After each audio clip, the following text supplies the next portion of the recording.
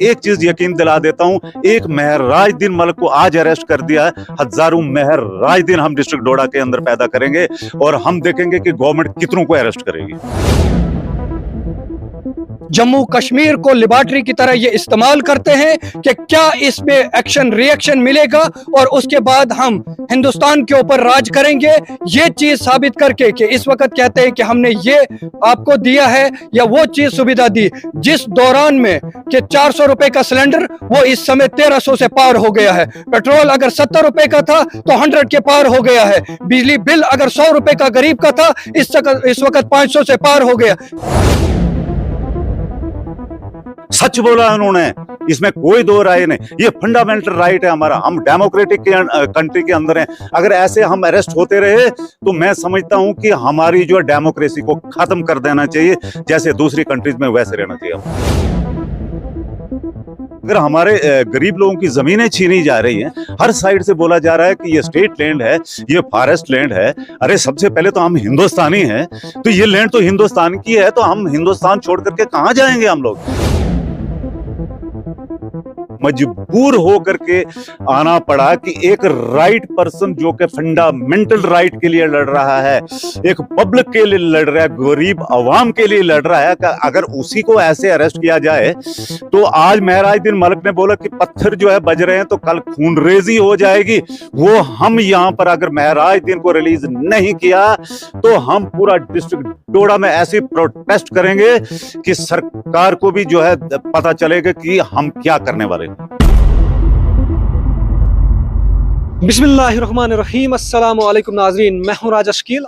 नाज़रीन किराम, जिस तरह आप जम्मू कश्मीर के हालात वाक़ात को देख रहे हैं कि जम्मू कश्मीर में आज किस तरह का माहौल बना है, पूरे जम्मू कश्मीर की अगर हम बात करें तो हर जगह लोग आपको सड़कों पर प्रोटेस्ट करते हुए दिखाई दे रहे हैं।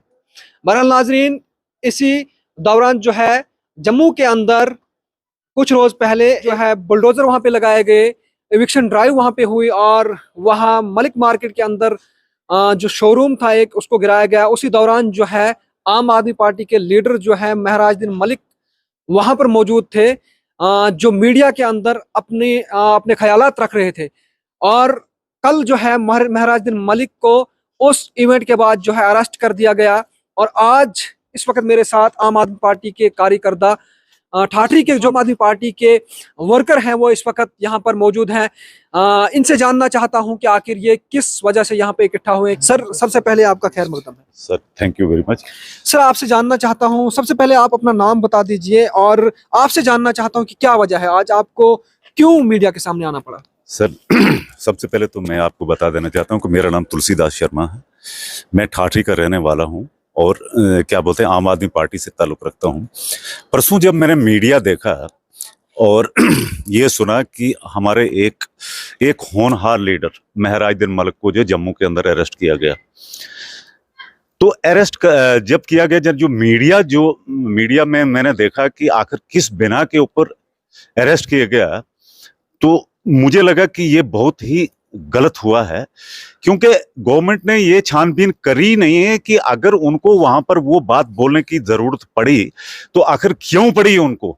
बगैर एविडेंस के, बगैर किसी क्या बोलते हैं सबूत के, चुपचाप करके किसी आदमी को अरेस्ट करना ये बिल्कुल गलत बात है और हम इसकी बिल्कुल मजम्मत करते हैं। और दूसरी बात ये है कि सबसे पहले किसी आदमी को अरेस्ट करने से पहले अगर भारतीय जनता पार्टी या कोई पार्टी ये चाह रही है कि ये सही है, तो पहले अपने गिरेबान में झांक करके देखें। जो उल्टे सीधे बयान वो दे रहे हैं, वो ओपन मीडिया के अंदर आ रहे हैं कि हम कत्ल करके रहेंगे, हम जो है ऐसा करेंगे वैसा करेंगे, तो तब गवर्नमेंट ने उनको अरेस्ट क्यों नहीं किया। आज सिर्फ एक आम आदमी पार्टी जो मतलब इनकी शुरुआत ही हुई है, तो गवर्नमेंट का ये पॉलिसी है कि इनको किसी तरीके से दबा दिया जाए। मैं आपको एक चीज यकीन दिला देता हूं, एक महराज दिन मलिक को आज अरेस्ट कर दिया है, हजारों महराज दिन हम डिस्ट्रिक्ट डोडा के अंदर पैदा करेंगे और हम देखेंगे कि गवर्नमेंट कितनों को अरेस्ट करेगी।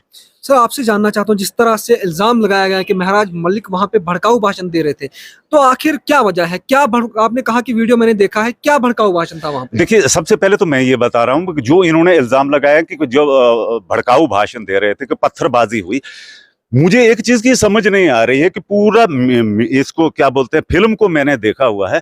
महराज-दीन का अराइवल जो है क्या बोलते हैं, वो हड़ताल से बाद में हुआ है, और अगर आया वो आकर के उसने सिर्फ यही बात बताई कि सरकार जो कुछ कर रही है वो गलत कर रही है। तो वो मेरे हिसाब से तो कोई बुरी बात नहीं है। अगर वो फंडामेंटल राइट है हमारा सर, अगर हमारे गरीब लोगों की जमीनें छीनी जा रही हैं, हर साइड से बोला जा रहा है कि ये स्टेट लैंड है, ये फॉरेस्ट लैंड है। अरे सबसे पहले तो हम हिंदुस्तानी हैं, तो ये लैंड तो हिंदुस्तान की है, तो हम हिंदुस्तान छोड़ करके कहां जाएंगे हम लोग? या तो सरकार इसका प्रावधान करे कि अगर किसी की जमीन, किसी ने फॉरेस्ट लैंड में या स्टेट लैंड में कहीं 2 मरले या 4 मरले जगह कहीं मकान बनाया हुआ है, वो क्या बोलते हैं, उस मकान को डेमोलिश करके अगर वो छोड़ करके कहां जाएगा वो? अगर सरकार की यही इंटेंशन है कि इस क्या बोलते हैं लैंड को वैकेट किया जाए, तो उनके पास और भी बहुत सारे अल्टरनेट हैं।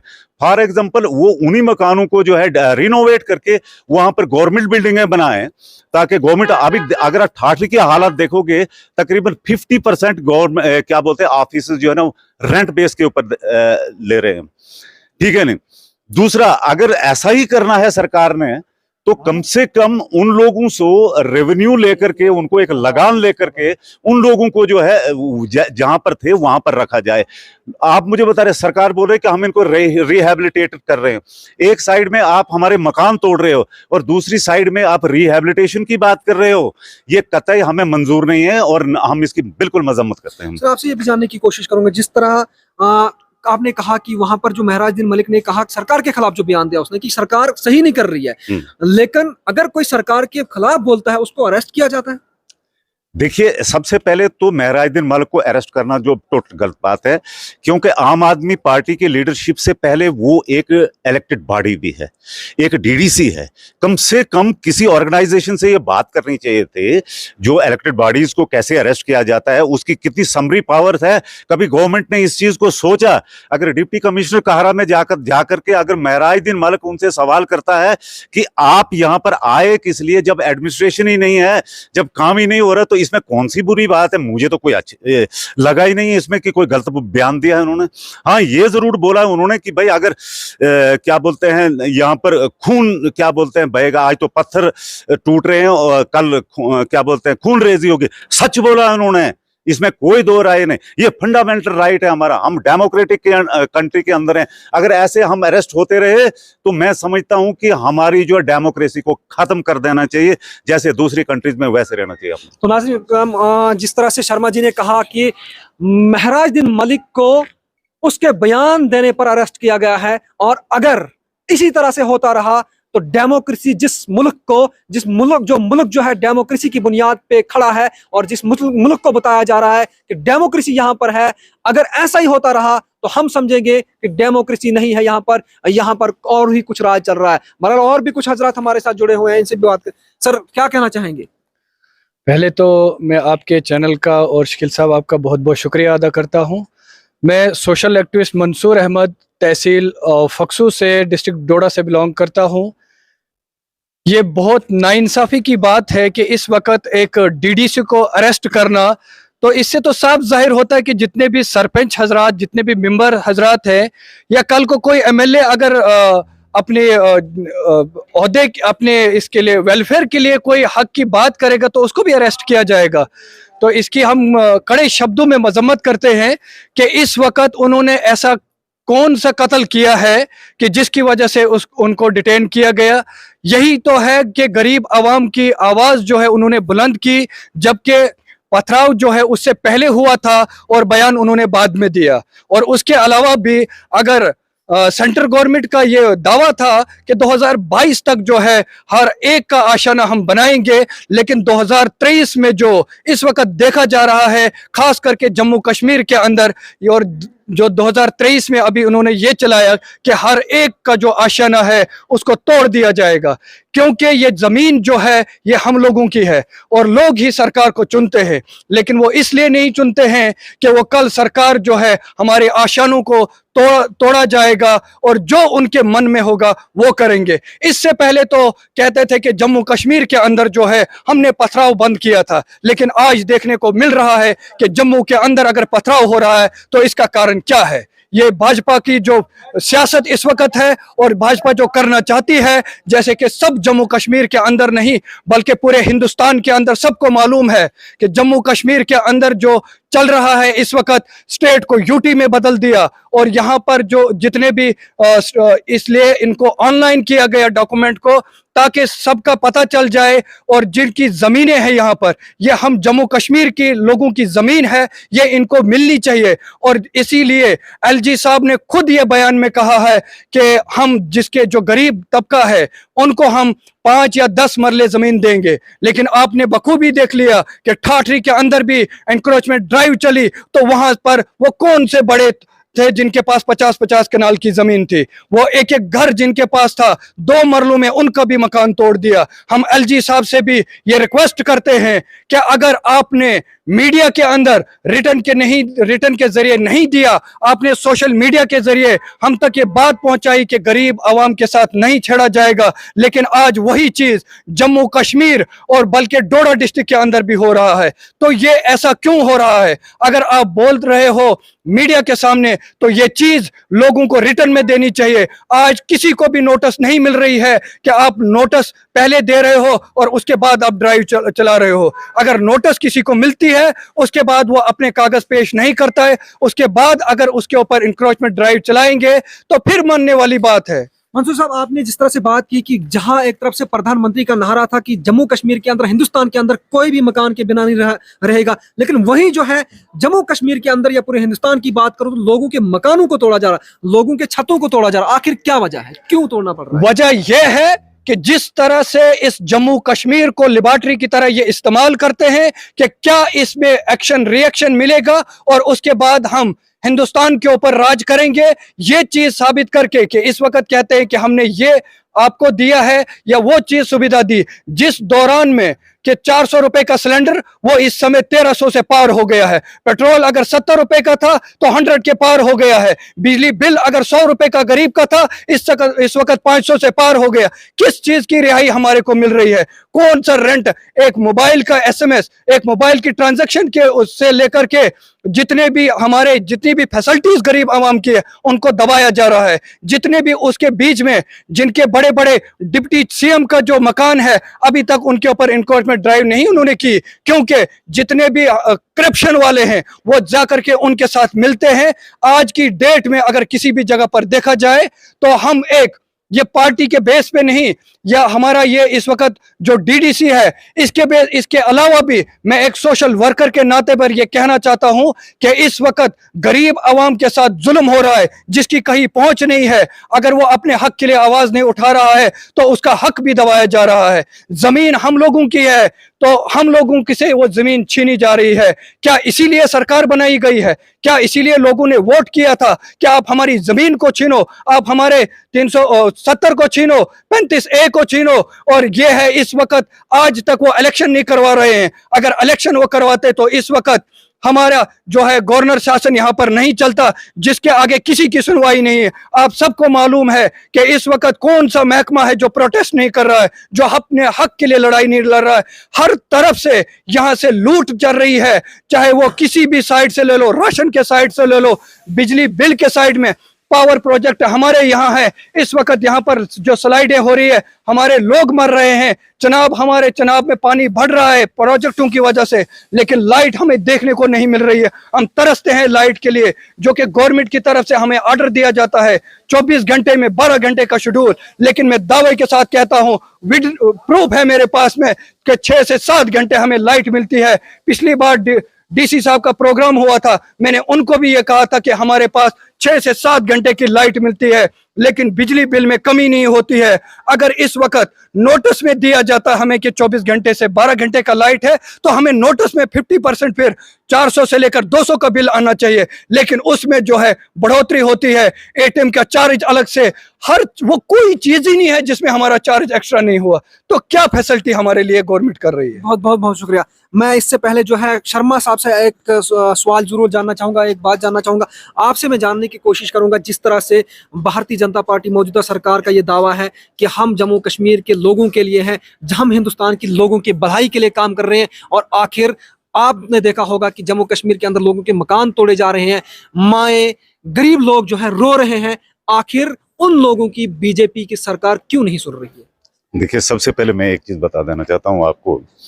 जैसे अभी मंसूर साहब ने बता दिया कि इन्होंने जो है दावा किया था कि हम मकान देंगे आपको, उसके लिए प्रधानमंत्री का जो है वो PMAY प्लस जो है आवास योजना भी जो है उन्होंने स्टार्ट की, ठीक है ना। उसके अंदर इन्होंने क्राइटेरिया इतना हार्ड रखा जनाब आली कि एक गरीब से गरीब आदमी भी जो है अपना मकान नहीं बना सकता, इतनी कंडीशंस उन्होंने हार्ड रखी। उसके लिए मैंने 3-4 बार केस प्रोजेक्ट किया, प्रधानमंत्री लेवल तक बता दिया, ठीक है ना। आज हमारे लोग जो सड़कों पर इसलिए उतरे कि गवर्नमेंट की ब्यूरोक्रेसी जो है ना, भारतीय जनता पार्टी की ब्यूरोक्रेसी टोटली फेल है। ये जो है जो भी प्रोग्राम बनाते हैं, जो भी पॉलिसी बनाते हैं, they are not going up to the grass root level. अभी आप मुझे बताइए कि अभी आप अगर ग्रास रूट लेवल पर जाएंगे, एक मजदूर से अगर आप पूछेंगे कि उसकी प्रॉब्लम क्या है, तो वो मजदूर खुद ही बयान करेगा। एयर कंडीशन के अंदर पॉलिसीज बनाई जाती हैं। अगर हम लोगों को एयर कंडीशन में बिठा दिया जाए और बोल दिया जाए कि ठाठरी में जो है चनाब के किनारे जो है एक आदमी झोंपड़पट्टी में रह रहा है, तो मैं भी ये बताऊंगा कि नहीं, उसको बोलो कि वहां से हटा दे, हम उसके लिए मकान बना रहे हैं। जब ब्यूरोक्रेसी फेल हो गई तो तभी लोग प्रोटेस्ट करते हैं, जब पॉलिसीज गलत बन रही तो तभी लोग प्रोटेस्ट करते हैं। इसलिए हम चाहते हैं, हम LG साहब से भी ये रिक्वेस्ट करते हैं कि जो भी अगर पॉलिसी फ्रेम करती है, that should be up to the grass root level, otherwise हमें आपके कोई भी पॉलिसी मंजूर नहीं। आपसे मैं आखिरी सवाल जानने की कोशिश करूंगा। महराज मलिक को अरेस्ट किया गया है, आज दूसरा दिन है, उसको जो है पुलिस कस्टडी के अंदर, पुलिस की हिरासत में। बिल्कुल। तो अगर उसको रिहा न किया गया तो आप आगे क्या स्टेप करेंगे? बिल्कुल सही स्टेप उठाया आपने कि भाई जो है हम आगे क्या करेंगे, ये वेरी क्लियर है। आज जो हमारा जो है मीडिया के सामने आप इसलिए आए, हमें मजबूर होकर के आना पड़ा कि एक राइट पर्सन जो कि फंडामेंटल राइट के लिए लड़ रहा है, एक पब्लिक के लिए लड़ रहा है, गरीब अवाम के लिए लड़ रहा है, कि अगर उसी को ऐसे अरेस्ट किया जाए तो आज महराज दिन मलिक ने बोला कि पत्थर जो है बज रहे हैं तो कल खूनरेजी हो जाएगी। वो हम यहां पर अगर महराज दिन को रिलीज नहीं किया तो हम पूरा डिस्ट्रिक्ट डोडा में ऐसे प्रोटेस्ट करेंगे कि सरकार को भी जो है पता चलेगा कि हम क्या करने वाले हैं। बहुत बहुत शुक्रिया। तो नाज़रीन किराम, जिस तरह से आपने शर्मा साहब की ज़बानी सुना और जो हमारी बात हुई, यहाँ पर लोग जो साथ में थे, यहाँ पे इनकी ज़बानी आपने सुना। महराज मलिक को अगर छोड़ा नहीं गया, अगर उसको रिहा नहीं किया गया तो यहाँ के हालात जो बद से बदतर हो जाएंगे। बहरहाल इसके साथ साथ मैं आपको और भी एक बड़ी अपडेट देता हूँ कि जम्मू कश्मीर जो है PDP की सदर और जम्मू कश्मीर साबका चीफ मिनिस्टर महबूबा मुफ्ती को भी जो है दिल्ली के अंदर दिल्ली पुलिस ने जो है डिटेन किया है, क्योंकि वो भी वहाँ पर जो है जो एंटी एनक्रोचमेंट जो चल रही है, जो यहाँ पर लोगों के मकानों को तोड़ा जा रहा है, इसके खिलाफ जो है इनका प्रोटेस्ट जो है दिल्ली में चल रहा था और उसको जो है दिल्ली पुलिस ने जो है डिटेन कर दिया गया है। बहरहाल यहाँ से सवाल पैदा होता है, अगर कोई भी शख्स, चाहे समाजी कारकुन हो या सियासतदान हो, अगर वो लोगों की भलाई के लिए अपनी आवाज को बुलंद करता है, लोगों की आवाज को सरकार तक पहुंचाने की कोशिश करता है, आला इंतजामिया तक पहुंचाने की कोशिश करता है, क्या उसको डिटेन करना चाहिए या उस मामले को हल करना चाहिए? और जहां पर आपने इनकी जबानी भी सुना कि जहां एक तरफ से भारतीय जनता पार्टी और खुसूसन प्रधानमंत्री, हिंदुस्तान के प्रधानमंत्री ये दावा कर रहे हैं, ये बयान दे रहे हैं हमेशा से कि जम्मू कश्मीर हो या हिंदुस्तान हो, यहां पर कोई भी कच्चे मकान में नहीं रहेगा, लेकिन यहां पर पक्के मकानों को तोड़ा जा रहा है। आखिर उन 2 मरले या 3 मरले के मकानों को तोड़कर भारतीय जनता पार्टी, मौजूदा सरकार क्या स्कूल बनाना चाहती है या उन थोड़े मकानों को, उन छोटे मकानों को तोड़कर बस स्टैंड बनाना चाहती है? ये बहुत बड़ा सवाल पैदा होता है। बहरहाल बताता चलूं कि महराज मलिक को आज जो है मेडिकल चेकअप के लिए जो है हॉस्पिटल लिया गया था और उसके बाद जो है हिरासत में लिया है।